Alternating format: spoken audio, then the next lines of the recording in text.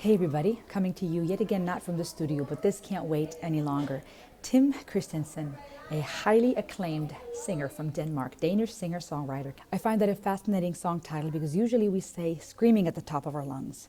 Here we're whispering at the top of our lungs. What is the point of this? Let's go to Denmark today. Welcome to the ultimate YouTube channel all about world music and psychology. Are you ready? Make sure to subscribe.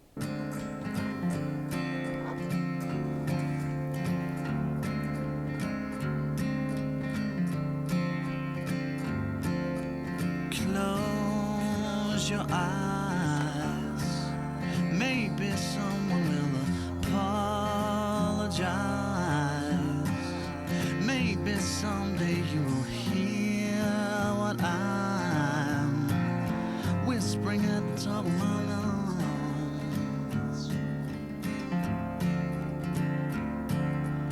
Ego cursed. I feel bad about not feeling words. Come on, kiss me on the honey burst, whispering at the top of my lungs, whispering at the top of my lungs.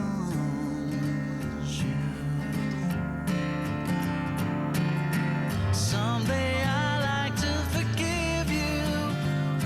Someday I like to regret.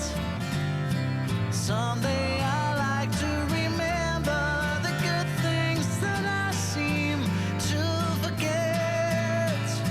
I know that there's somebody out there. I know that they're having a blast. And now that it's time to surrender to you, dear, I'll find you here at last.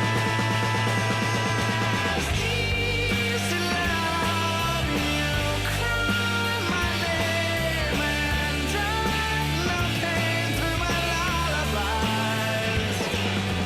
Easy love, you cry my name and drive no pain through my lullabies.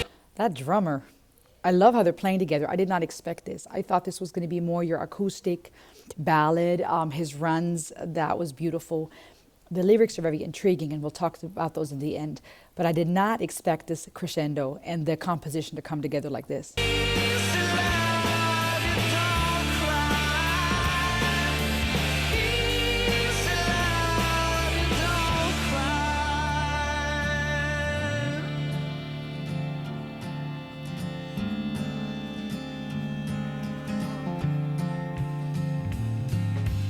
Baby, please speak now or forever. Bite the leash. Don't you see that I'm on my knees, whispering at the top of my lungs? Huh.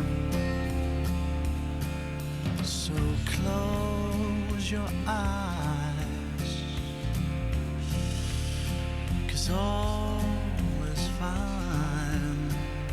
Loneliness is just a state of mind, whispering at the top of my lungs.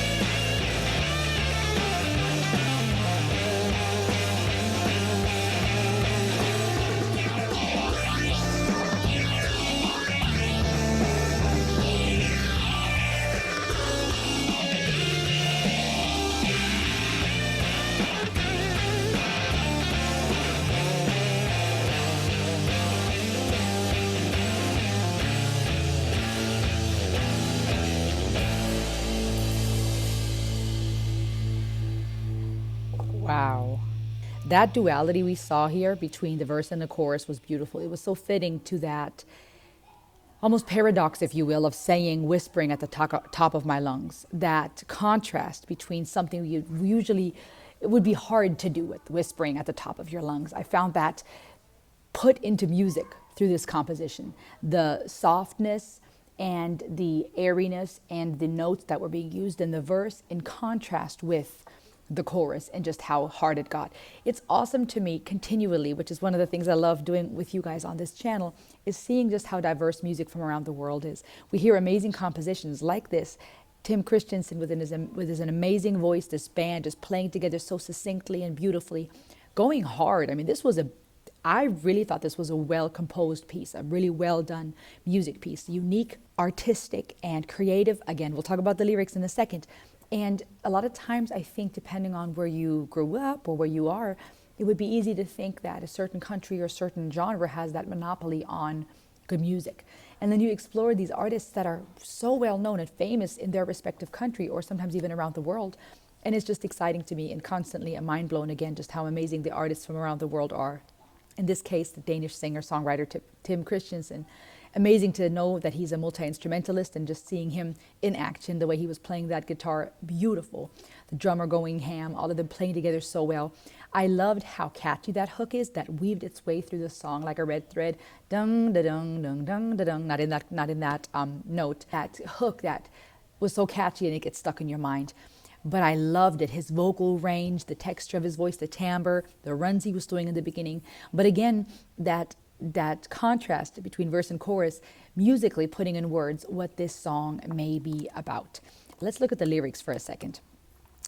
Close your eyes, maybe someone will apologize. Maybe somehow you will hear what I'm whispering at the top of my lungs. Very interesting. Very poetic lyrics that open the door for a lot of conversation. I think many of us know what it feels like to get that apology. I think many of us can relate to feeling like we've been wrong, to longing for someone to apologize, to tell us what we long to hear. Sometimes that could be because we feel right and our ego plays a role here. Sometimes we genuinely have been wronged. But this idea of closing your eyes, getting that apology, or hopefully, possibly someone apologizing, maybe somehow you will hear what I'm whispering at the top of my lungs. From the start here, I feel like these poetic, very well-written song. The songwriting is very intriguing. This well-written lyric and the poetry behind it from the get-go opens the door for very philosophical, profound conversations. And from the start, I'm thinking of relationship, because from my own personal experience, many of us know what it's like to not feel heard, to say something and you feel like it's not coming through in the other person's ears, in their mind. But I think many of us also know what it's like to feel like maybe we're also not hearing the other person well, or they feel like we don't hear them well. In relationship, romantic, in families, with our children, with friends. Many of us, I think, know what it's like to have that discrepancy, that disconnect of either not feeling heard, not feeling like they hear what we're trying to say, or our counterpart, the other person across from us, feeling like what they're whispering, what they're trying to desperately get through to us is not arriving in our ears. Either we can't hear it because of our own emotional, our own emotional fog and the parts of the brain that are being stimulated in our anger and in our sadness, and we're not using logic and reasoning as much in that moment in a fight or argument. Sometimes it's because of our own perception and our own reality, from our own life's experience and the things we've been taught and experienced. We all have that subjective lens, and so naturally, sometimes we just can't hear what that other person is trying to say. Sometimes we don't want to because we're angry and now there's pride involved or resentment, and we don't want to hear what they have to say. Sometimes it's just a matter of things going in one ear, out the other, which we have heard that expression as well. It just doesn't resonate.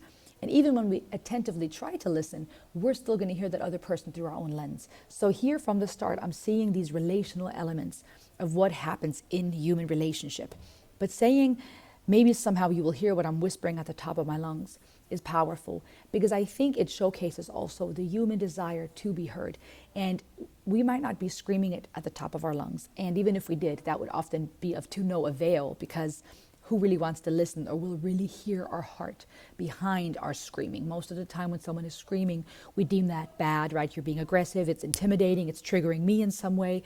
I'm not going to stay in this conversation if you keep yelling at me, right? There might be different responses, but it's hard for us to hear someone screaming at the top of our lungs and to genuinely go, oh, I hear you're hurt. I see what's going on. Most of the time it will cause a reaction because we want to preserve and protect ourselves, or we may have that fight or flight response. A lot of times people, however, are desperately trying to be heard, and they're whispering at the top of their lungs. They are, with all their might, at the top of their lungs, trying to get it out, whispering, hoping you could hear. And I see a lot of relationship conversation here. Ego cursed, and this is fitting because that often is the case, why we can't hear one another truly, why we're trying to get through, but we can't. Ego cursed. I feel bad about not feeling worse, which is interesting because that too is a relational dilemma at times, where you have someone saying, why don't you understand the pain you've caused me? Or why can't you apologize for what you've done or what I'm experiencing? Sometimes there's this frustration of, you don't seem to understand the weight of what you've done. We sometimes feel like this other person, our counterpart, doesn't fully get why we have this reaction. And so here to admit, I feel bad about not feeling worse, is very interesting. Again, yet very poetic lingo, because it puts in words, in my opinion, that dilemma of, yes, there is a sense of I feel bad, regret, if you will, but I feel bad about not feeling worse. I'm hearing this as, I feel bad maybe that I don't feel as bad about this. Could that be a way of interpreting this? Come on, kiss me on the honeyburst, whispering at the top of my lungs. Someday I'd like to forgive you. Someday I'd like to regret. Someday I'd like to remember the good things that I seem to forget. And now I feel like there's the other side of this. At first it felt like telling this other person, maybe you'll get your apology, maybe you'll hear what I'm trying to say. But now I'm also seeing the person, the author of this text, the one saying these things, communicating that they have been wronged in some way. I'd like to forgive you. I'd like to regret. Maybe there's been a level of betrayal here, some type of rift, some type of separation, and speaking now of forgiveness and regret. And it lists all these different things, and I find this very interesting because this too shows the nuance of relationship. It's not just about one person is wrong, the other needs to forgive, or vice versa. It's not just about regret or no regret. It's all of the above. There is an element of conversation about forgiveness, regret, trying to hold on to the good things, but forgetting all the good things because we're so angry and hurt at that person. All we can remember are the things they've done wrong. And this too is relatable to the human experience, that sometimes when someone has wronged us, it's hard to remember the good, or we might choose not to because that would mean we have to have less space for the anger. And sometimes we hold on even more to the negative because that's all we can have our capacity for. So if I were to now remember the good, I'm now taking up some of that space with positive versus negative emotions, and that may be what I'm holding on to vindicate myself, or to feel justified.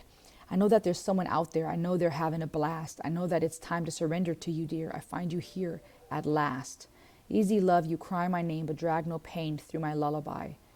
Interesting. Easy love, you don't cry. Baby, please speak now or forever bite the leash, which is interesting because usually it says speak now or forever hold your peace. Just like we say screaming at the top of our lungs, but here we're whispering at the top of our lungs, and we're speaking now or forever biting the leash. And to me, that makes me think of the type of relational dynamic that is in power balance, control, manipulation. Because we went from saying, I'm trying to remember the good, but now saying things like, it's time to surrender to you, dear. And then saying things like, drag no pain through my lullaby. Speak now or forever bite the leash. Usually a dog isn't on a leash, or some type of pet. Usually a leash indicates trying to hold on to something so it doesn't run away. And when it comes to love, we shouldn't be putting anyone on the leash. Love should be freely given and freely received. So what are the relational dynamics here? Don't you see I'm on my knees whispering at the top of my lungs?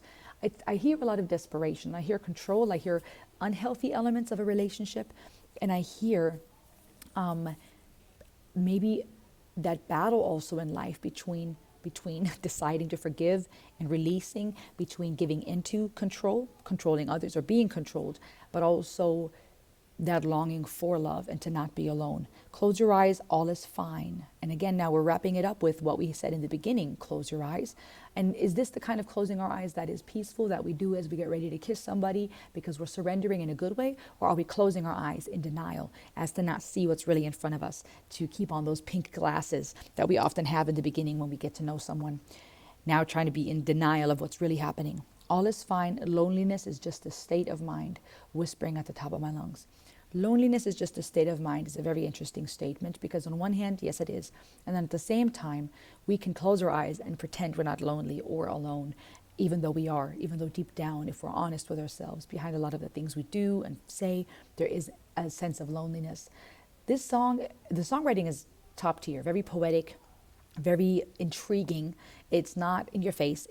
I feel like it leaves a lot of room for interpretation, which is what good songwriting often is about, right? Where the artist had some thoughts and ideas and feelings that may have birthed this piece of art. But at the same time, there's also a lot of room for interpretation and for making it your own. This piece was very good. The composition, the lyrics, his voice, the timbre, the way they played together, the crescendo, the way the drums kicked in, the guitar solo. I did not expect this. I did not expect this to be this kind of song. It feels very artistic, and yet it feels very intriguing. And I think it puts in words what a lot of people often feel, romantic relationship or not, breakup, or divorce or not, even just in general, even with ourselves, this feeling like we are whispering at the top of our lungs, like you're trying so hard to get something out, to be heard, to not be alone, to feel peace, feel love. And it all is coming out as a whisper. And that can cause quite some anxiety. And I think that it speaks to this deep longing we have to not be alone, for someone to really see us. And yet sometimes I think it's almost easier just to close our eyes and to pretend like we're not lonely and to pretend like these things are not the issue that they are. What are your thoughts on this?